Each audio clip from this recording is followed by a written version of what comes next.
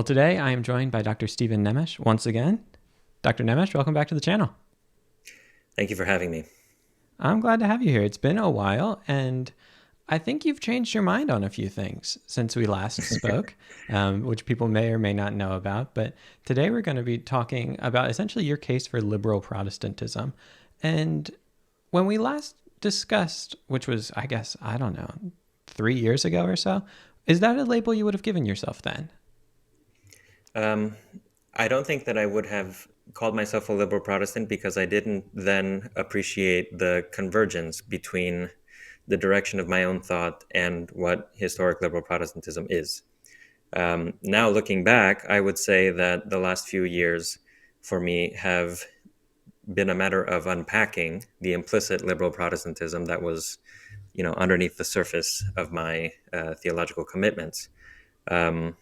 One of the points that I was making in that last video that we did is that the problems that afflict more traditional Protestantism in the conversation with Roman Catholicism owe to a certain inherited Catholicism with a lowercase c that is still present in traditional Protestantism.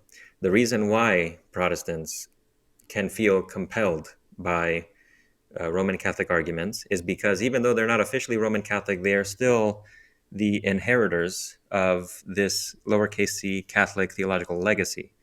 They still have patterns of thought, assumptions, presuppositions, ways of reasoning, preoccupations, concerns, priorities that are typical of the Catholic theological tradition, even if they are not themselves a Roman Catholic. And the reason why they can feel the pressure of Roman Catholic arguments is because those arguments arise out of that Catholic bedrock, that Catholic, deep wellspring. And the suggestion that I was making in our previous video was that Protestants, if they want to, really avoid this trouble and avoid this constant back and forth between Catholicism, Roman Catholicism, and Protestantism, is to cut it out from the root, right? The Catholicism with a lowercase c, that's the problem. That's where all these problems arise. And if you think about it this way, then you can understand the Protestant Reformation as a move toward the uncatholicizing or decatholicizing of Christian theology. Now, I will say this, and immediately, people like Gavin Orland or Jordan Cooper were saying, no, this is entirely wrong. Actually, the Roman Catholic Church was un-Catholic. Protestantism was about re-Catholicizing the church. Okay, we can disagree about that, but I still think that there was a real sort of decatholicizing tendency in at least some of traditional Protestant theology. And what I would say now that I didn't know then is that if you take that decatholicizing tendency and you allow it to bloom, it becomes liberal Protestantism.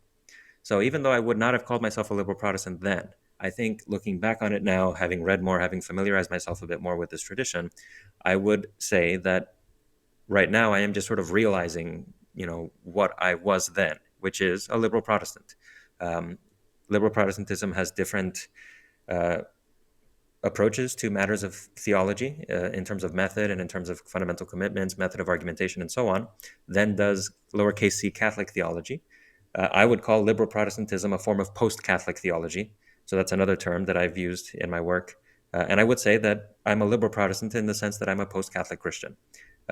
Post-Catholic in the sense that I take certain things from the Catholic tradition, but I also am convinced that there are problems in the Catholic tradition that need to be fixed. And the way to fix them, you have something that involves moving beyond Catholicism to some other space. So that was a long-winded answer. I'm sorry. I kept on going there. But basically, I would say I wouldn't have called myself a liberal Protestant then, because I probably would have said that liberal Protestantism is a matter of certain dogmatic commitments. But now I'm sooner inclined to think that liberal Protestantism is not fundamentally a matter of certain dogmatic commitments. It's sooner a way of understanding how to do theology. It's sooner a sort of an attitude or a posture or a commitment to a certain method for theology and for dealing with theological disagreement. And I would say that, seen from that point of view, I was a liberal Protestant then. So this is fascinating on a number of levels, and I appreciate the way that you broke that down because you anticipated some of my follow-up questions, which makes my job rather easy. But I want to kind of explore this trajectory because it seems one of the things that fascinates me about your journey is that it seems that at least potentially you have, in a pretty short amount of time, kind of maybe not completed, but like gone through a certain trajectory that I think in some ways the church writ large has been on for quite a long time since the Reformation. So, and I think you might agree with that, that at the Reformation, whether they wanted to decatholicize the church or not, it seems that that has been one thing that has happened, you know, if we just look at the history Right. of Protestantism since then. But that's been a long history, right? And then it's kind of moved more slowly and more quickly at different periods. But nevertheless, if you walk into kind of like your average mainline Protestant church today, it looks a lot more like a liberal Protestantism than the Reformation did. So we've seen that trajectory.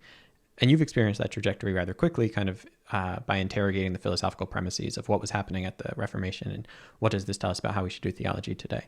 And so I guess my question for you would be, would you agree with that kind of trajectory? And if so, it sounds like this is what you're saying, but I just want to be clear on this.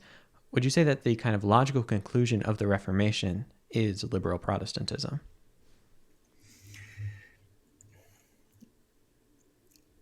I would say that there are certain principles or arguments that are implicit in Reformation theology and in certain Reformation thinkers, more explicit than in others, that if you allow them to go all the way and if you follow them to their logical conclusion, then you do end up in liberal Protestantism. You do not stay in a sort of Catholic Protestantism. I'll give you an example. Zwingli has a passage.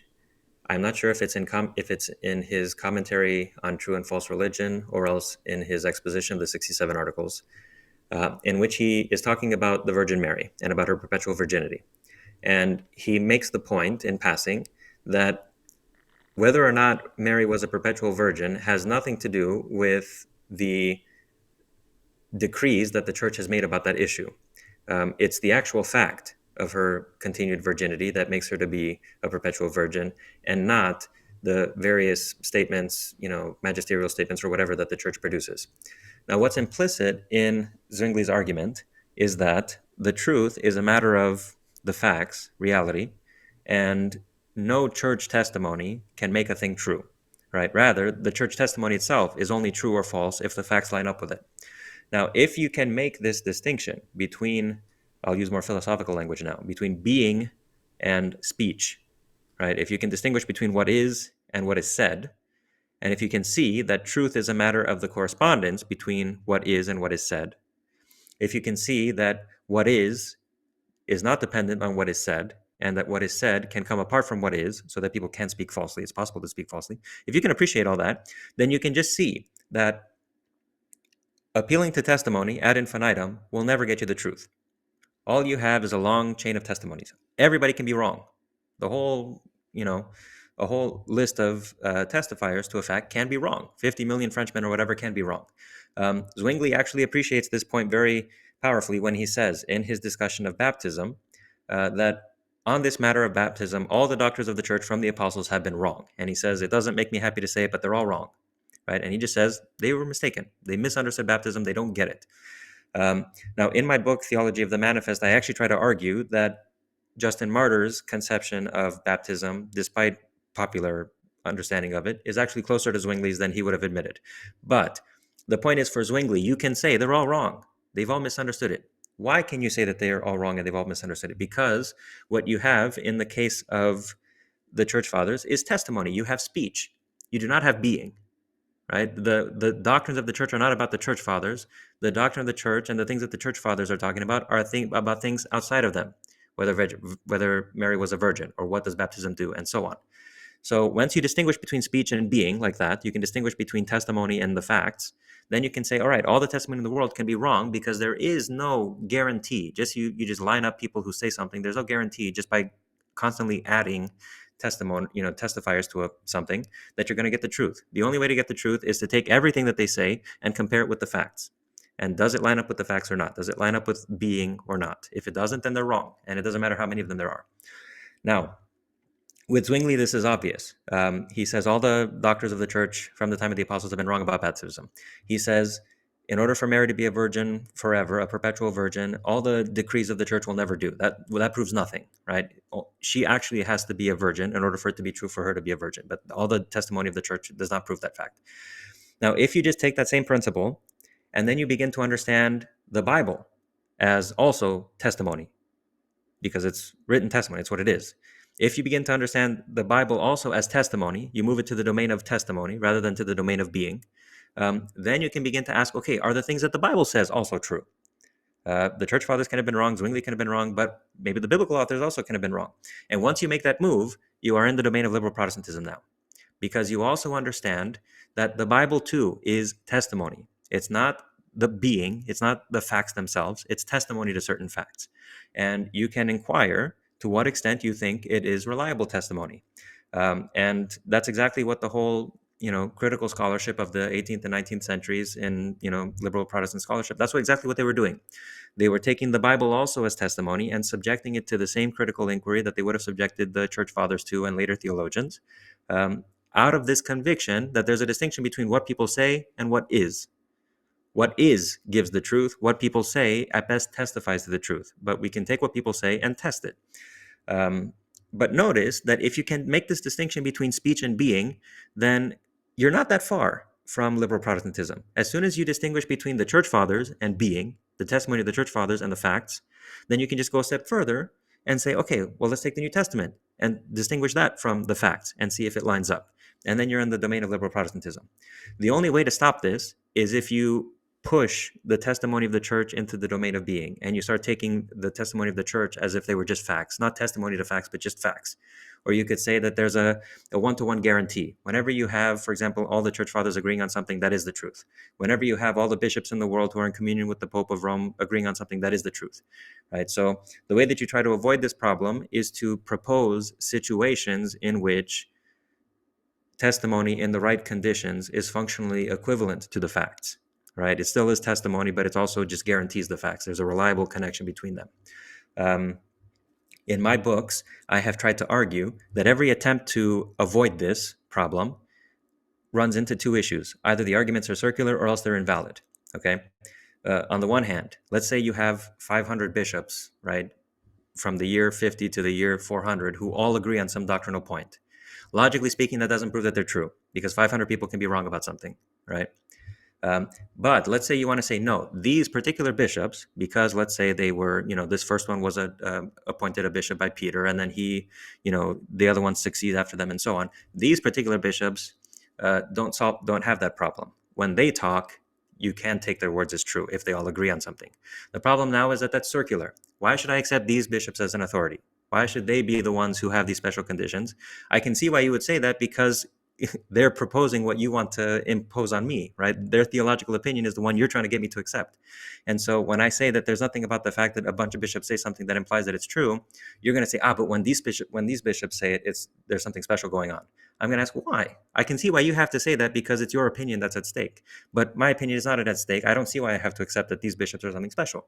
So there's a circularity involved here. Either there's a logical invalidity from inferring the truth of a proposition from the number of people who testify to it, or there's a circularity in saying that these particular persons who are my authorities are special. Your particular persons who are your authorities are not special.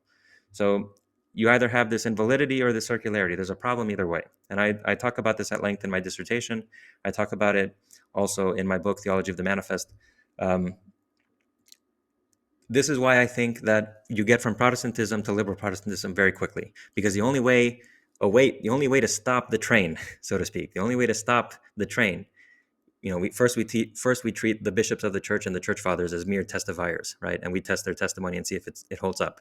Then we treat the New Testament authors that way too, and we see if it holds up. The only way to stop the train is to try to, find something special about the New Testament authors that makes them immune to these considerations. But why should they be, right? Again, we're in the problem of logical validity and circularity. So again, I've been speaking for a long time, but this is basically why I think, even though people will disagree with me, even though blah, blah, blah, I think you cannot stop the train, right? Once you can distinguish between speech and being, you can see that all the people in the world can agree about something and it still be wrong. All the New Testament documents can agree about something, it can still be wrong. The only way to know the truth is to take what people say and to compare it to the thing itself that they're talking about. Some of those things that people talk about, we can't get to. We don't have access to them. Or if we do have access to it, it's only by making all sorts of auxiliary assumptions, and then our access to it is only as good as the presuppositions that we're using to get there. So everything is shrouded in mystery and doubt. Everything is dubitable. But that's fine. The liberal Protestant says, yes, that's the way it is. There are some things that we cannot know with certainty. There's no reason to get so worked up if we have differences of opinion about them. This is what I think. I can give you my reasons for thinking so. You maybe think different. You can give me your reasons for thinking so. But neither of us are in a position of just clearly seeing the facts. All of us are working with a certain level of uncertainty. So why don't we just get along? All right? Why don't we form a community about the things that we do have in common, however few they might be, and allow people to disagree about other things? That's a liberal Protestant mentality. That's a post-Catholic mentality. That is not the mentality of, for example, Irenaeus or Athanasius or these guys. They were not liberals. That's why I say that liberal Protestantism is a matter of becoming un-Catholic or post-Catholic, because you have to free yourself of that mentality that we have to have one answer, we have to have one point of view, we have to come to an agreement on this very specific issue. Liberals don't think like that. That means that if there is going to be something that is holding our community together, it's not really rich dogmatic statements and a very firmly constructed theological system. It's something else, maybe practice or spiritual practices or ethical concerns or whatever. So maybe like the focus of the center of unity, the center of gravity of our community is going to move elsewhere.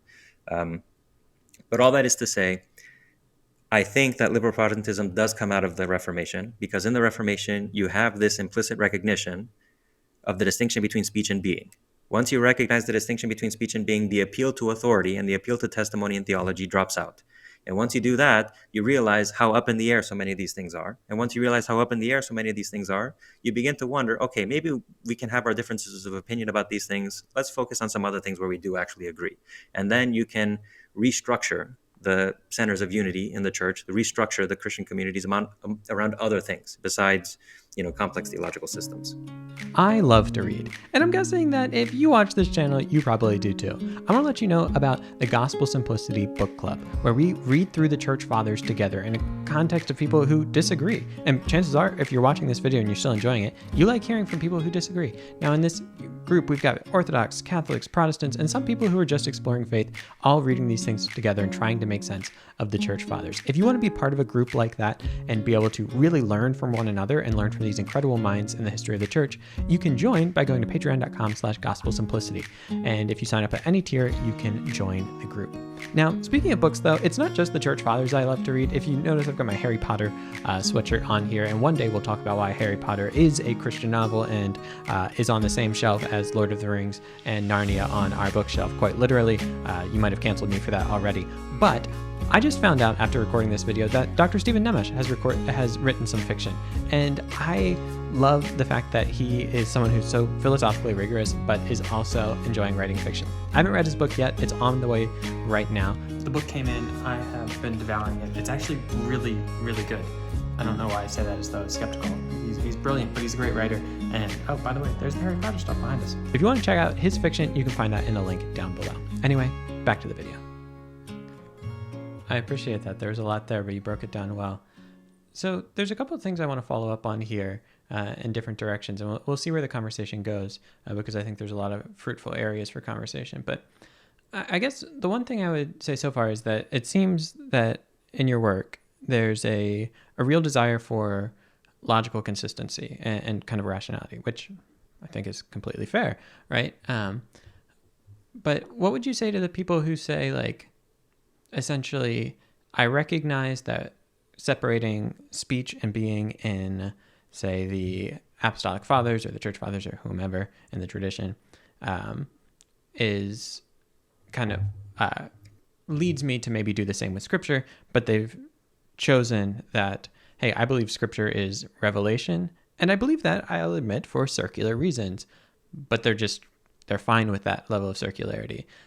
What is that just kind of like an impasse at that point? If, on one hand, we're looking for this non-circularity and rational validity, and on the other hand, we're okay with a type of faith that says this might be circular, but that's fine with me. Like, what do you do at that point?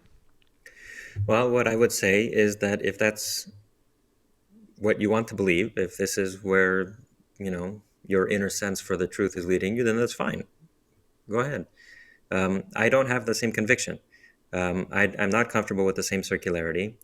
I don't have the same confidence in the perfect truthfulness or divine inspiration of, let's say, the New and Old Testament. So I'm not going to sign on board with you. Does that mean that we can't have anything to do with each other anymore? Well, if our whole community is structured around the particular attitude that we take towards the Bible, then yeah, that's going to be a deal breaker because we don't treat the Bible in the same way. But if our community is structured around something else, where this difference of opinion about the role of the Bible in theology can survive, then there's no reason why we have to separate. The only problem is this. Protestants, Catholics, and Orthodox who think about these things today think that it's normal and natural and essentially Christian that your opinion about the authority of the Bible should be center stage. That's because that's the Catholic tradition talking, right? They are inheritors of this lowercase c Catholic tradition, and the reason why they think like that is because they're Catholics. I'm a liberal Protestant, so I'm not a Catholic. Um, but that doesn't mean that it's just like obviously naturally the only Christian way to think about it, because there have been historical Christians who did not think that way and who don't take that same attitude towards the Bible. Um, Now, for various historical reasons, non-Catholic varieties of Christianity were never able to form sort of firm, lasting institutions and have the same cultural impact that Catholic Christianity did from the time of Constantine going forward. There are various reasons for that, but there's nothing historically necessary about that either. There's no historical necessity in Catholic Christianity continuing forever. It could eventually dwindle and become nothing. There's nothing stopping Catholic Christianity from devolving into non-Catholic forms of Christianity, post-Catholic forms. That's what happens in Liberal Protestantism. That's what happened in Europe and in the Liberal Protestant movement in Europe. And there's also nothing stopping non-Catholic Christians or Liberal Protestants from reorganizing, coming together, and forming some new thing that will become more lasting and more prominent than Liberal Protestantism currently is.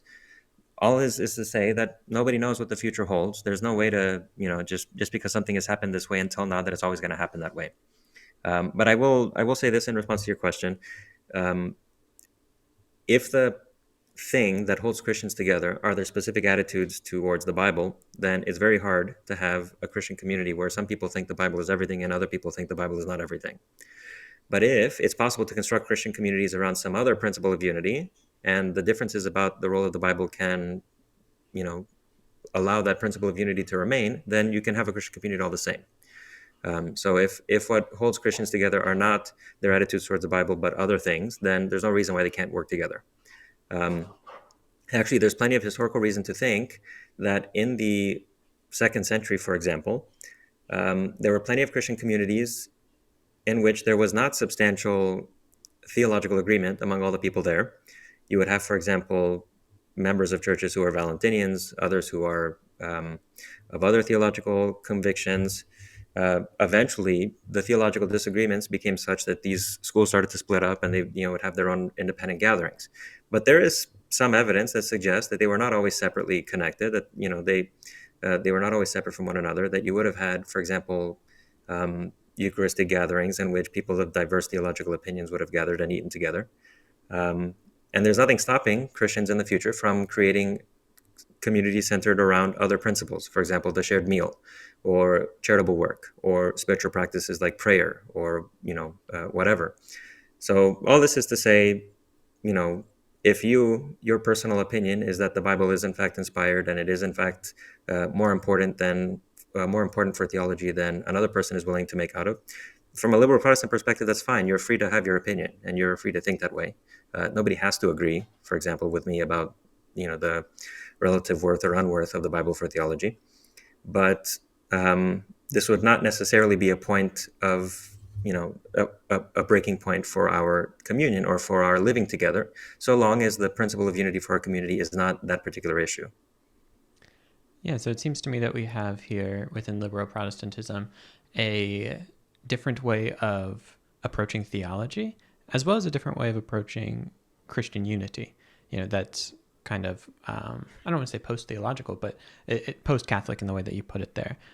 These two things are intertwined, though. One thing I want to ask relates to this idea of, so there were these communities at different times, but for various historical reasons, they didn't persist. And now we're in different times, right? And there's nothing stopping the church from moving in a post-Catholic direction, et cetera, et cetera. This conversation arose out of a Q&A that I did on my channel, which someone asked me why I'm not a liberal Protestant. And among other things I mentioned, I am doubtful of kind of like the generative power of liberal Protestantism insofar as it kind of passing on the faith and kind of perpetuating the faith. And you said, let's talk about that. So I think we should hit that a little bit in this conversation. And I think that's relevant to what you were just saying. So essentially, it seems to me that thus far, historically, liberal Protestantism, or just non-Catholic Christianity, if we want to go back further, because liberal Protestant would be anachronistic for the 2nd century, of course. But these various non-Catholic Christianities have not been particularly lasting or generative. What would you say? Would you agree with that, one? And two, how would you respond to that idea that, okay, maybe it hasn't been, but what's your hope, perhaps, for it being generative in the future? So I don't think that I agree that it has not been generative, and I'll give a few examples. Yeah. In the first place, in the 2nd century, you have distinctions between Eastern and Western schools of Valentinian theology. You have Western Valentinianism and Eastern Valentinianism. Those churches made members. They continued for hundreds of years. Eventually, through various factors, they sort of died out. But now, with the discovery of the Nag Hammadi manuscripts, there's a newfound interest in Valentinianism and in other forms of Gnostic Christianity by people who are sort of dissatisfied with the traditional Christian picture that they grew up with. So it's quite possible. And you have small little Gnostic communities here and there. Nothing that's effectual, but there are certainly like small little pockets of people here and there that are interested in that thing. Same thing also with Marcion. Marcion appears on the scene around the year 140 in Rome.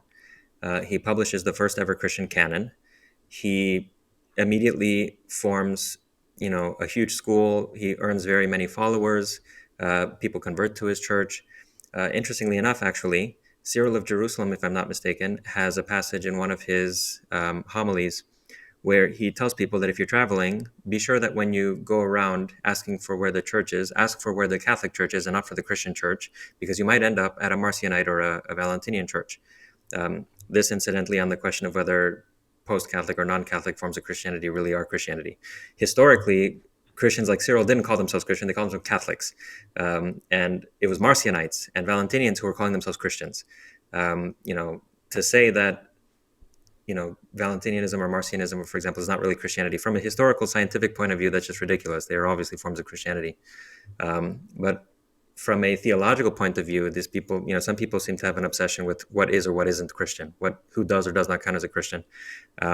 It would be more historical and traditional for them to call themselves Catholics and to give up the title of Christian to the Marcionites and the Valentinians. But for historical reasons, they don't do that because we don't have Valentinians and Marcionites anymore. We have Catholics and Protestants now who fight and argue all the time. So now the concern about the title of Christian is used differently. And I don't know if this was true for you, but certainly when I was growing up, people would ask, are you Christian or are you Catholic? And people would say, oh, I'm not a Christian, I'm a Catholic, or I am a Christian, I'm not a Catholic. So even, the word of the use of the word Christian is sort of always confused in every generation. All this is to say that Marcion made very many followers, and the Marcionite Christians remained for hundreds of years. It took a long time for them finally to die out. There were very many Marcionite martyrs.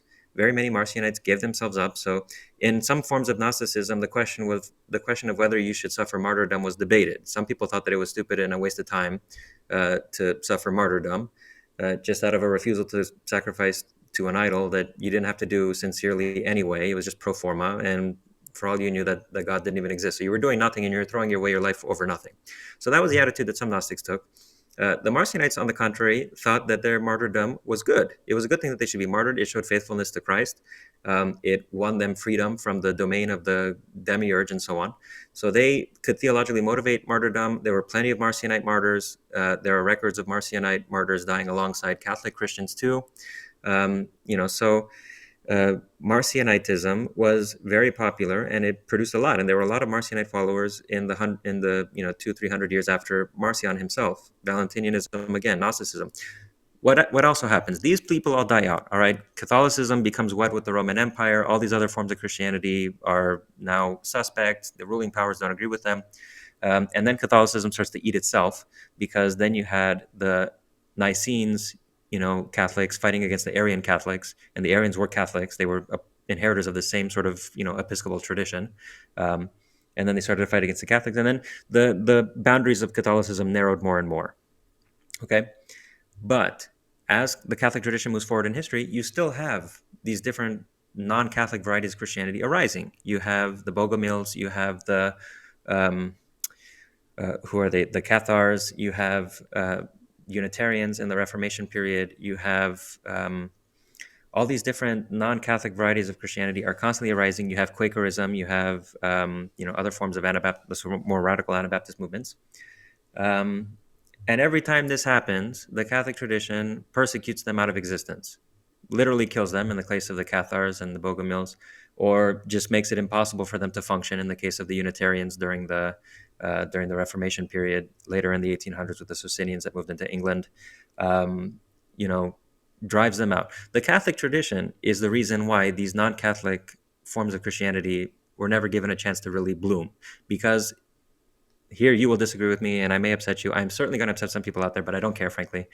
The Catholic tradition has this persecutor's mindset. It has always been that way. It is intolerant of theological disagreement. Even within its own boundaries, it's unwilling to, compromise. It has to split hairs. It has to have total agreement. It has to have submission to the tradition that it thinks comes from the apostles. And it is very intolerant of differences. Now, you will say, okay, but look, in Roman Catholicism, we have all this, wide open space. They're not all Roman Catholics are the same. In Protestantism also, you have all sorts of diversity. Nowadays, people are more willing to accept diversity. Nowadays, people are willing to say that we're all sort of on the same page here, even if we have some disagreements, and we're all Christians. But Luther refused to shake Zwingli's hand over a difference about the Eucharist. Okay, and the different Reformation Christians didn't all accept each other either. And Roman Catholics and Eastern Orthodox for a long time said that Protestants are not Christians at all. And Orthodox even today will say that Protestants are not Christians. And if you find some really Talibanish guys, they'll say that even Roman Catholics are outside of the fold because of the filioque and so on. This is all Catholicism. This is lowercase c Catholicism. It's this extremely rigid, intolerant, persecuting mindset that doesn't like theological divergence, doesn't accept it. When it sees it and it has an opportunity to persecute it, it does. So I would say that it's not so much that liberal Protestantism or non-Catholic forms of Christianity have no generative power. Anything has generative power if you just let it breathe, right? If you give it room to grow, you water it a little bit, you give it some space to grow into, then it can produce something. Anything can be that way. But the problem is that non-Catholic forms of Christianity were not given that historically. Even today, they are not given that. Today, for example, I don't know if you know very much about this story. I don't know much either, but apparently there's this woman who used to, be a sex worker with an OnlyFans page or something, and she became a Christian, and she showed up on some podcast, and she started sharing her opinion to the effect that she doesn't believe that Jesus is God. And then this other guy, I think his name is Andrew Wilson, who I don't know if he's Eastern Orthodox or what he is, called on the podcast show and started harassing this woman and telling her, you don't know anything about Christianity. And then Andrew Wilson's wife was doing the same thing. And they were getting on this person's case and telling him that she shouldn't be talking about Christianity. She doesn't know anything about Christianity and so on. From my point of view, this is ridiculous. This is a person who is a brand new Christian who is trying to straighten her life out. And she has a certain theological understanding, and she's immediately being jumped on and heresy hunted by people who presume that they know better. This is just Catholicism. This is the Catholic mindset. You see something that's wrong. From my point of view, the Catholic mindset wants to see everything clear. There's Christianity, and then there's the outside. There are clear boundaries. Heresy and non-Catholic forms of Christianity blur the boundaries. It introduces this sort of uncanny valley between belief and non-belief. It creates this sort of weird third option that it can't tolerate, and it's I think there's also a certain neuroticism at the heart of the Catholic tradition, and so because it can't tolerate it, it's obsessive. It has to wipe it out. Just become an atheist, become a Muslim, whatever, but don't call yourself a Christian if you don't believe this. If I were to answer your question, if I were to really make the argument, I would say it's not that non-Catholic forms of Christianity are not generative. It's that they have not been given the opportunity. And the reason why they have not been given the opportunity is because Catholic Christianity, when it becomes powerful, is extremely persecutory, and it persecutes and it hunts and it tries to destroy alternatives. Everything either becomes Catholicism or is pushed away from Christianity altogether. It only allows itself to count as Christianity, and that's the Catholic mindset. That's why non-Catholic forms of Christianity aren't allowed to flourish. That's why liberal Protestantism doesn't seem generative because there's this bug in Catholicism that prevents it from doing that. I think if you would have, I think that if history had turned out differently, if, let's say, Valentinianism or Marcionism had been a more dominant form of Christianity, the interaction between these forms of Christianity with, let's say, Greek philosophy or with um, Eastern ideas, depending on travel and so on the Silk Road, and it Christianity would have looked totally different, and it would have been a much more. It could have had very fruitful interactions with other non forms of Christian spirituality, if only it had been given the opportunity. Now, as a matter of fact, it was Catholicism that came into contact with non-Christian forms of spirituality, like Neoplatonism or the philosophy of Aristotle or all these other ideas in the medieval period. So, Catholicism was influenced by that, and it developed in a certain direction. But if Valentinianism, for example, had been the dominant view, things would have turned out differently. There's nothing a priori impossible about Valentinian Christianity being fruitful and productive. It's just that it wasn't given the opportunity to do that. There's a lot there. I appreciate the kind of sketch that you give there. I think there's a couple things I want to follow up on. So I guess I wouldn't debate the fact that Catholic Christianity, and just as a reminder for everyone, we're using lowercase c Catholic throughout this. I think you were using that in kind of, correct. Okay. Every time I say Catholic, I mean lowercase c Catholic. If I meant Roman Catholic, I would say Roman Catholic. Fair enough. Not that I think that'll make people any less triggered by some of the comments, but I think it might just be more clarifying. So I guess on the one hand, I wouldn't debate the facts of just persecution throughout Catholic Christian history. I think we all have to reckon with those today, and I think much of it is very appalling and things that I think most people wouldn't want to affirm.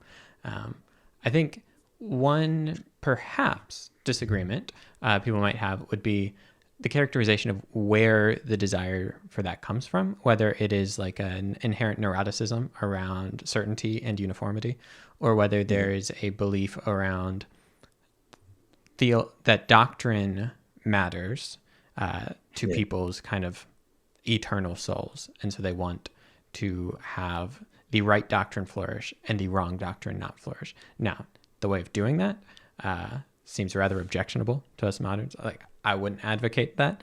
But I guess it seems that there could at least be competing narratives of why that is. Would you agree with that? Or okay. So it's perfectly possible for one and the same action or one and the same person's actions to be described from different points of view. Sure. And the person may not recognize himself in the description being given. What I am suggesting is a sort of a reinterpretation of the Catholic theological mindset, starting from the premise that Catholicism is not true. Obviously, if I thought that Catholicism is true, then I wouldn't describe it as neurotic. I would describe it as just we're fighting for the truth. I don't think Catholicism is true. So for me, it's on the surface, it's fighting for the truth. That's what Catholics tell themselves. But really what's going on underneath, I would say, is this neurotic mindset. Now, I realize that when I say that, people will have smoke coming out of their ears and so on. I don't take the falsehood of Catholicism as an axiom. I take it to be something established through argument. Okay, so for various reasons, I think that the Catholic tradition is not true. Its theology is not true, and the story that it tells about itself and its historical origins is not true. But I don't start from that as a premise and then try to come up with an alternative account of things. I've come to that conclusion through research, through theological and philosophical and historical critical research. So given that I have come to that conclusion, I have to reevaluate the Catholic tradition that I previously belonged to. So I just want to make that clear, because in order for me to respond to your question is, Catholics wouldn't say that they're neurotic. They would say that this just like doctrine matters. Good doctrine should flourish and bad doctrine should wither and die. Yeah, I can understand that. My only problem is that the Catholic Church's doctrine, again, lowercase c Catholic Church's doctrine, from my opinion, is not true. And the Catholic Church's story about where this doctrine comes from and how this church arose, apostolic succession, the writing of the Gospels, and so on, I also think that story is not true. So given that the Catholic Church is not founded on the truth, is founded on falsehoods, what alternative explanation can I give, right? They think that they are fighting for the truth, but actually what's happening is that They have this religious neuroticism that is preventing them from admitting the real ambiguity and uncertainty of things. But again, this is not something that I take a priori. This is like stage one of my theological deconstruction, so to speak, if you want to call it, is coming to the conclusion that Catholic Christianity, on its distinctive points, is not true. Stage two, then, is coming up with an alternative account of Catholic Christianity's behavior in history. But at stage two, it's not stage one. My whole point is not just to start from the assumption that Catholic Christianity is wrong and then everything else is garbage. I got to that point through arguments and through reasons. Now, whether those are good or not depends. People can disagree with me. I'm sure they will.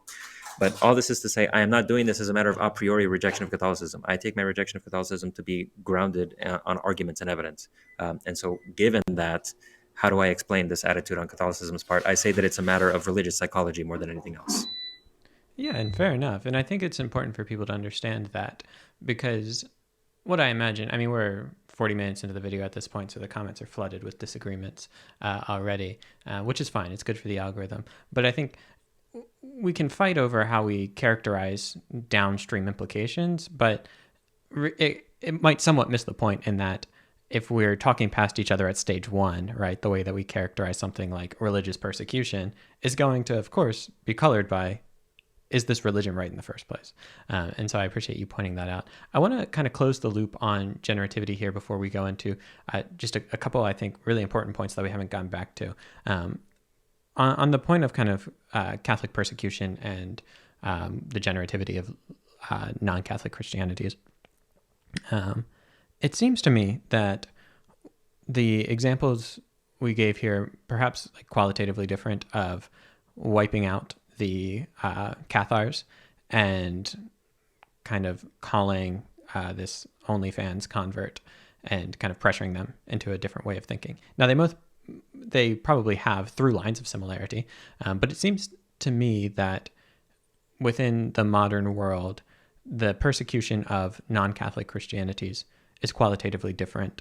And from my perspective, and maybe I'm wrong here because I haven't actually experienced that persecution, so I don't fully know. I'm far from an expert on this, but it would seem that, like, let's take Europe since the Enlightenment has, or let's say Europe in the last 150 years has been given the space, the oxygen in which liberal Protestantism could flourish, and it doesn't seem it has. Now, important caveat here: all this conversation around generativity doesn't really have anything to say about whether it's true or not, right? Like whether or not something leads to lasting followers and growth is disconnected from the question, is it true?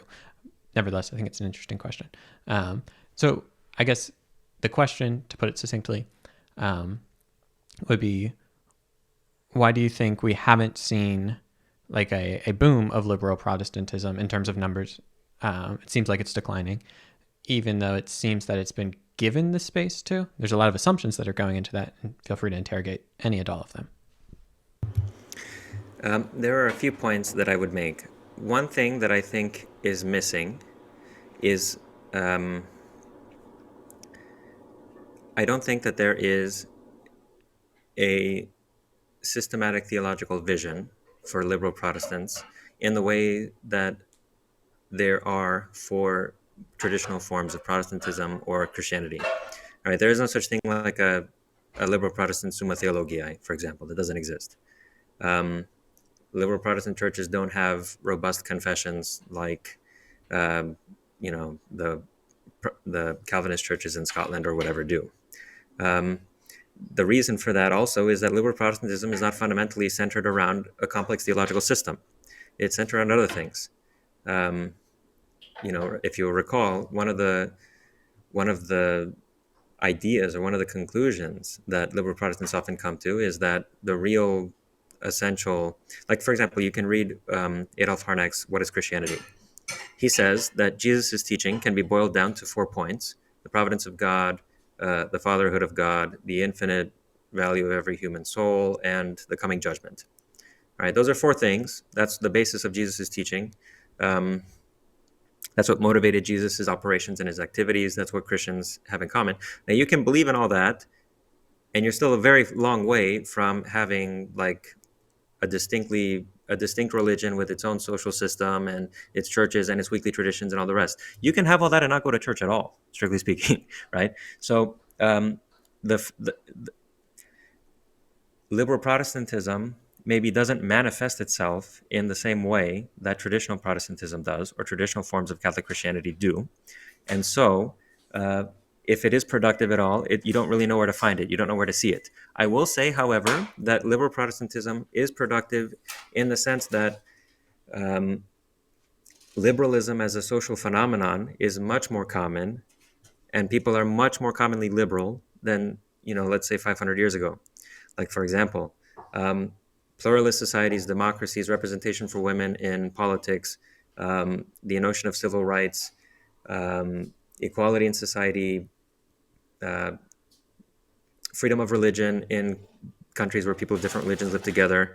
Um, all of these, I think, are fundamentally liberal principles that come out of the liberal ethos. Now, people always say that these ideas that we have come from Christianity. For example, if Tom Holland's Dominion and other people like to make this argument that all these liberal values that liberals care so much about are inherited from Christianity. But notice what hasn't been inherited from Christianity is the idea, uh, cuius regio eius religio, for example. That doesn't exist, right? Whoever's region, that person's religion, right? Like, if the king is a Protestant, then you got to be a Protestant. If the king is a Catholic, then you got to be a Catholic country. That doesn't exist. Why not? That's a part of Protestantism also, but it was not inherited into the modern world. Um, you can read, for example, a lot of these far right Christian nationalist types guys online. They talk, their discussions about ethno-nationalism and about different races living in one country and the connection between race and state and so on. They can quote their own ideas in Protestants, from the Reformation period. They can quote the Old Testament. They have all these sources. Notice most people don't think like that. Why not? Because they are not that kind of Protestant. They're not that kind of Christian. They're the liberal, wishy-washy, softy Christian that sees everybody as more or less the same, and we're all children of the one God, and we all can live together on this common earth. I would say that liberal Protestantism has definitely made itself felt in the real world through the liberal ethos that people just take for granted and everyone lives and breathes in. But the ideas that you and I take for granted today, maybe you would take for granted, did not exist throughout the majority of Christian history. Certainly were not common to Catholic Christianity historically. These are liberal ideas that come from liberal thinkers, liberal forms of Christianity, non-Catholic forms of Christianity. So I would say that liberal Protestantism and non-Catholic forms of Christianity have been generative of modern liberal society. Again, they don't produce churches with a bunch of members and all these catechisms and so on, because that's not the focus. It's something else at work in liberal Christianity. But they have produced modern liberal society, society from which people don't want to leave anytime soon. No matter which way you lean, either to the far left or to the far right, you're seen as an extremist. Somehow this nice liberal middle is most comfortable for most people. So I would say that liberal Protestantism has been generative from this point of view. It just has not been generative in the ways that Catholic Christians tend to look for. That would be a point that I would make. That makes a lot of sense, and I appreciate that. We've talked about what makes liberal Protestantism liberal there. We've talked about, at the very beginning, what makes liberal Protestantism Protestant.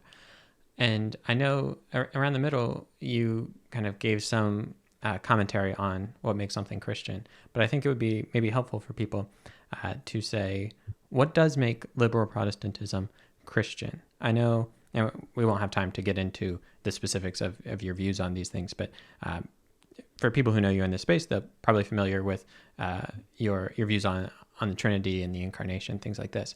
And they might say, those things don't sound Christian to me. And then the question becomes, okay, so what makes liberal Protestantism Christian? How would you respond to that? Well, I would say, again, that the use of the word Christian is disputed. I would also say that the importance of the word Christian is overrated. Okay, if you read the New Testament, the Christians did not come up with the title of Christian for themselves. They were called that, right? They didn't call themselves Christians. They called themselves followers of the way or disciples of Jesus or whatever. So even the title Christian is I guess you would call it an exonym. It's a name given from the outside. There is no reason why a person has to accept that title in order to be a follower of Jesus. Jesus did not say that, you will be called Christians or anything like that. So in the first place, the importance ascribed to the title Christian, I think, is exaggerated.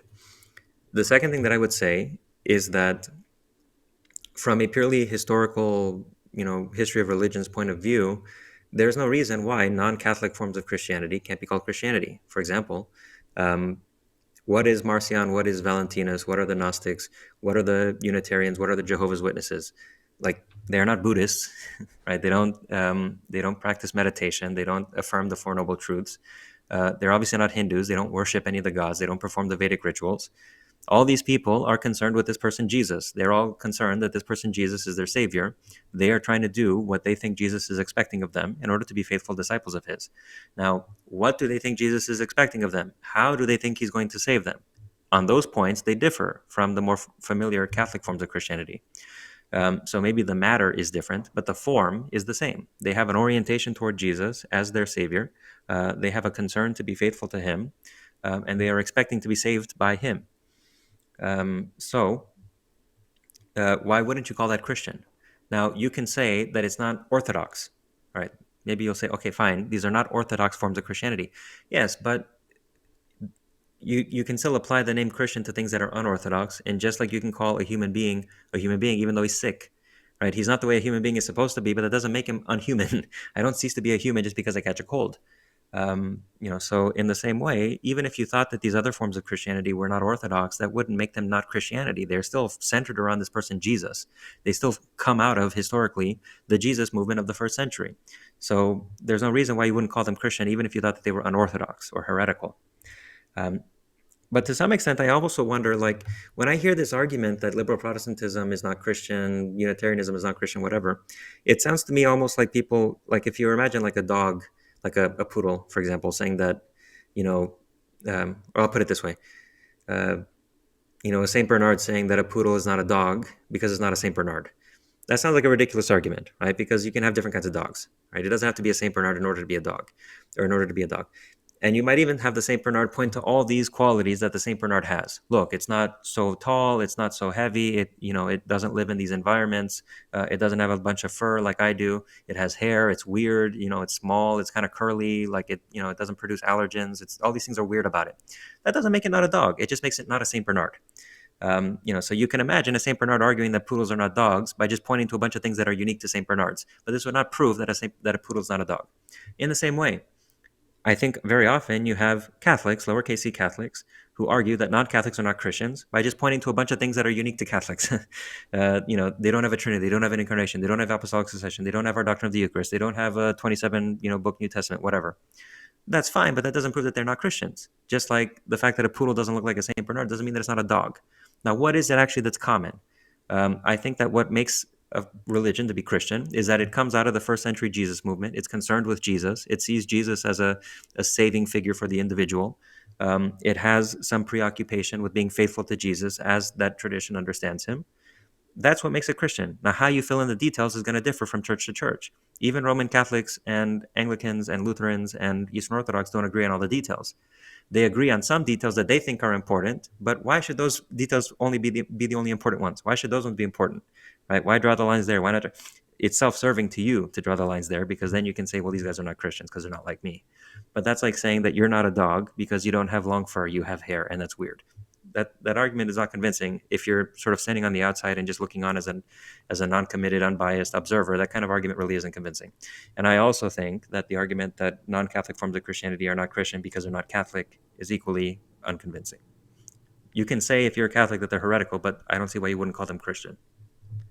Yeah, and I think what's really at play here is at least maybe just differing uses of the word Christian. Like to me, when someone says that non-Catholic Christians aren't Christians, I think what they mean is they're not Orthodox, as you said there, right? Which fair enough. But I think if we are using the term in like a historical sociological way, like you said, yeah, they're not Buddhists. Like the title that makes the most sense is Christian there. Now you might not think that they're fill in your adjective of choice, faithful Christians, Orthodox Christians, whatever. Right. But I think that point is fairly, I don't think it's actually like that crazy of an argument. One of the last things I want to cover today takes us back to the beginning of this discussion in a way, and it gets right back to this idea of the gap between speech and being. and how this is going to apply to theology. Because what I want to look at is how theology can be done within a liberal Protestant context, in which you're not defining it necessarily. You're not defining like belonging by belief or kind of orthodoxy in these ways. But it seems to me that for theology to function, at least as like an academic kind of discipline or as an intellectual pursuit, we're going to have to be able to, in some way, bridge speech and being. We're going to have to see in what way the speech that we have, because within theology, I mean, we're generally working with text. There is, of course, like, philosophy that can be applied here, or like just, kind of general revelation, if you will, or kind of natural theology, right? But for the most part, we're working with texts. And, you gave this idea of kind of comparing them to reality, comparing speech to reality. How does that comparison work with a lot of theological claims that seem to, in some ways, resist this? It seems that Catholic theology has worked on comparing later speech to earlier speech, if you will, right? Like comparing fathers to the text of Scripture and seeing how they work in that way. But to compare, say, the text of Scripture to reality, like, I guess I don't even know how you would. Let's use the example of Jesus' two wills, right? Or the numeration of Jesus' wills. Yeah. How do you compare speech to being in that? Like, it seems like that might be beyond our ability to get from speech to being on that without having other speech that is prioritized as the more correct speech, the more trustworthy speech. So kind of a broad question, but how do we do that? How do we do theology within a liberal Protestant sphere? Well, this is a question to which I think liberal Protestants can give different answers. So I'm going to give you my specific answer, but this is by no means the answer that every liberal Protestant will necessarily give. For me, I argue in my book, Theology of the Manifest, in my dissertation, I argue that recognizing this distinction between speech and being, and recognizing the problems that it creates for traditional theological method, implies a sort of a radical change of preoccupations, a radical change in direction. I think that theology looks a lot different, and it has very different concerns when you make this change. I think you can find an example of the sort of theology that I have in mind in the philosophy of Michel Henry. Michel Henry was a very notable French philosopher in the phenomenological tradition. He died in the year 2002, if I'm not mistaken. He was in the French Resistance during the Second World War. He was he received repeated offers to teach at the Sorbonne or some important university in Paris, but he refused. He preferred some smaller university out on the coast where he could just work on his stuff and be left alone, and he didn't have the hustle and bustle of Parisian academic life. And he, in the later part of his life, wrote 3 books in which he offers an interpretation of Christianity from the point of view of his phenomenological philosophy. And he draws especially from Meister Eckhart, John's Gospel, the Synoptic Gospels. Those books are called I Am the Truth, Incarnation, and Words of Christ. Words of Christ is the shortest and it's the easiest to read, and it gives a basic introduction to his philosophy. I Am the Truth and Incarnation are more complex. For Michel Henry, theology is a matter of phenomenological reflection on experience, because for him, the way where God is encountered is in experience, in lived experience every single day. And the way that God is encountered is through the experience that we have of ourselves as living beings who nonetheless are not the sources of our own life.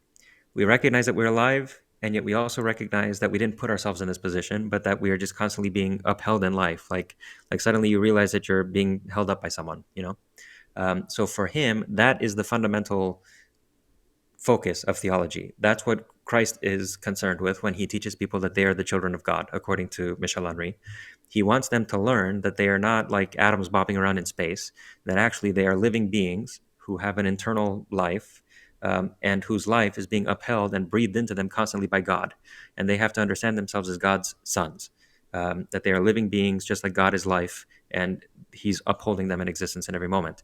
Now, when you have that concern, a bunch of the metaphysical speculations of the Catholic tradition go out of the window. No need for a Trinity, no need for two wills, no need for icon veneration, no need for all that other stuff. At the very least, those don't become pressing problems, because the philosophical, playing cards that you're working with don't lead you to care about that stuff. So, if you wanted to see an example of the sort of turned, on its head Christian theology that I think liberal Protestantism could benefit a lot from, you could see Michel Henry. I think that Michel Henry can be for liberal Protestantism what Thomas Aquinas is for Roman Catholicism.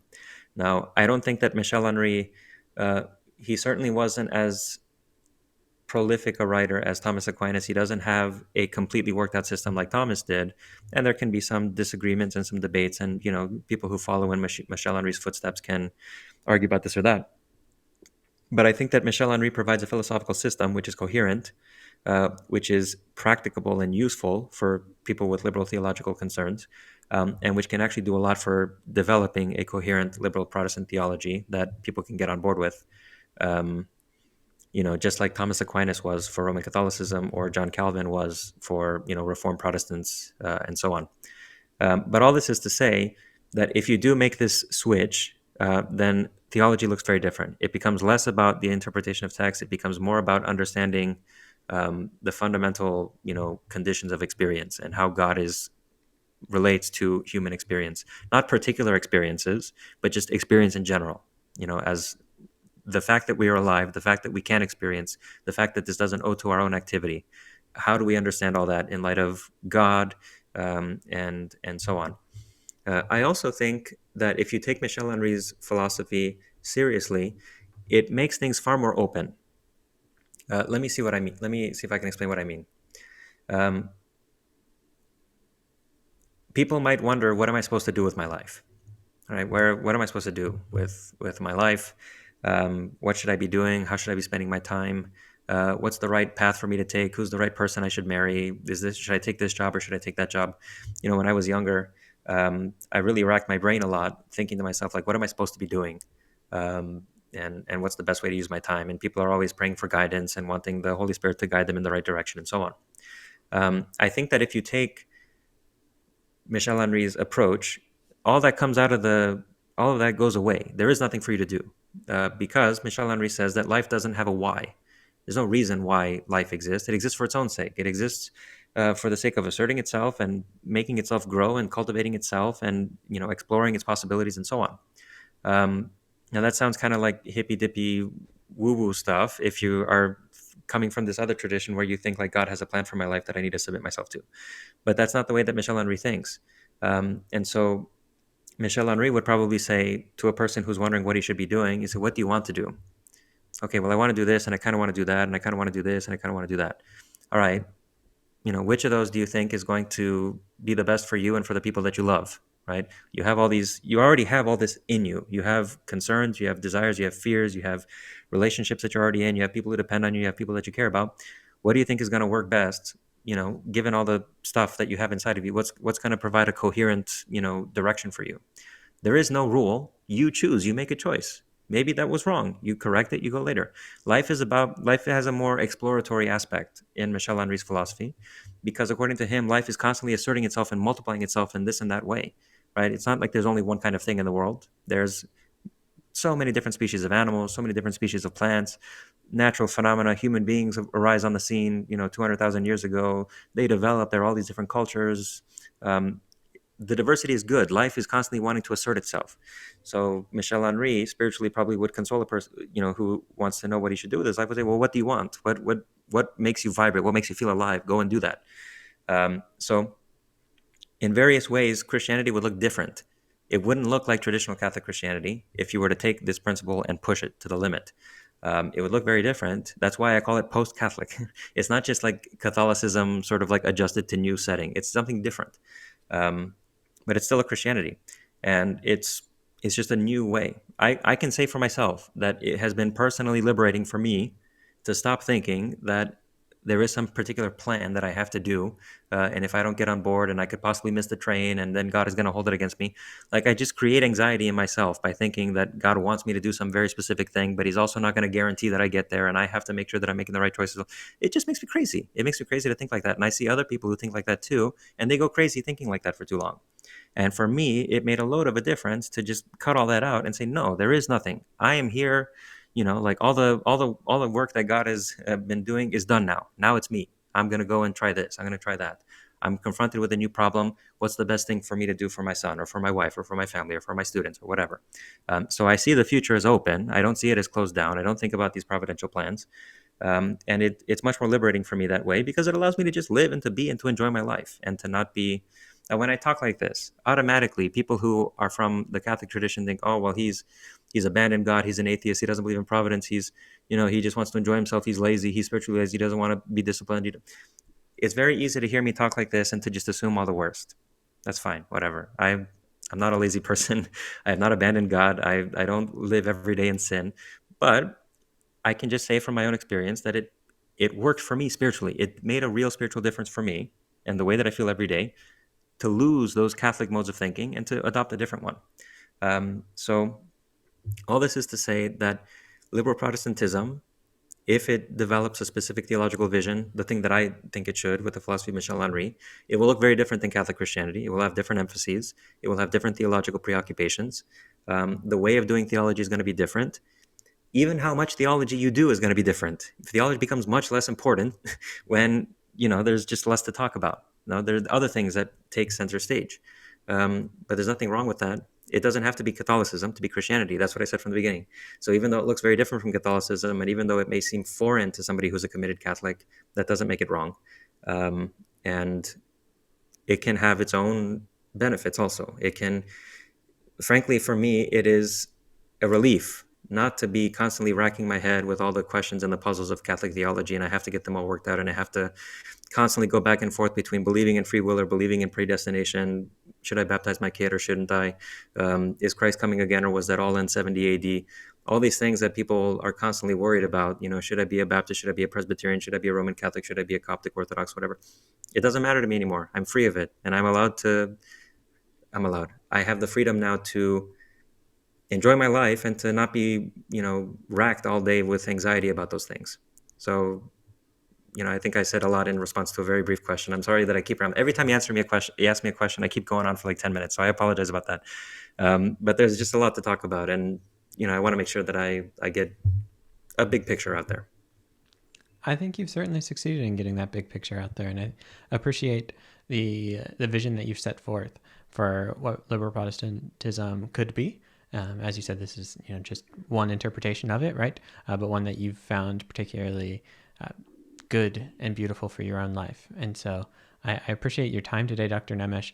This has been absolutely a real joy for me, and I say that honestly. I do anticipate that you will have achieved the impossible in uniting my rather divided audience, because I imagine this will be a challenge for a lot of people and will be very different. And for all of that, I appreciate your time today, though, and I appreciate you laying out a different vision of what things could be. And so, whether people are going to agree or very many who I think will disagree, I think at the very least you've given us things to think about, and for that, I am grateful.